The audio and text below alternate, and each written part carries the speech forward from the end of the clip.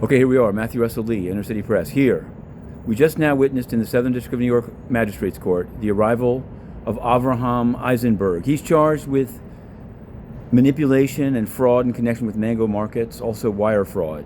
He was arrested in Puerto Rico on Christmas, the day after Christmas, Boxing Day, and he's been in transit for some time through Oklahoma. They flew him up here to New York, where he faces at least 2 civil trials: commodities futures CFTC case, and also Mango Labs has sued him. But let me describe it, because it just happened. He was in a yellow jumpsuit and his feet were shackled. In the gallery, his parents.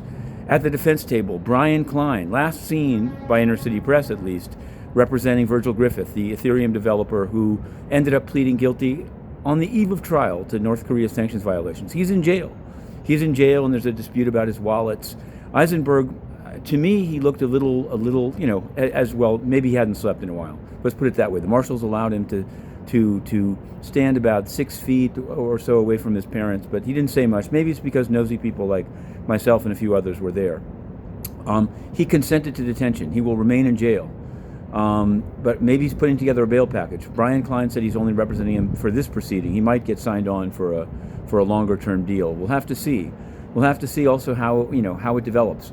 To me, the big comparison was Bankman-Fried, who stole a whole lot more money, allegedly, and was agreed, not just released on bond by a judge, but the U.S. Attorney's Office agreed to his conditions of bond. Now they're complaining about them. Now they're saying that Sam Bankman-Fried shouldn't use signals, shouldn't contact former employees of FTX or Alameda, but they agreed to it.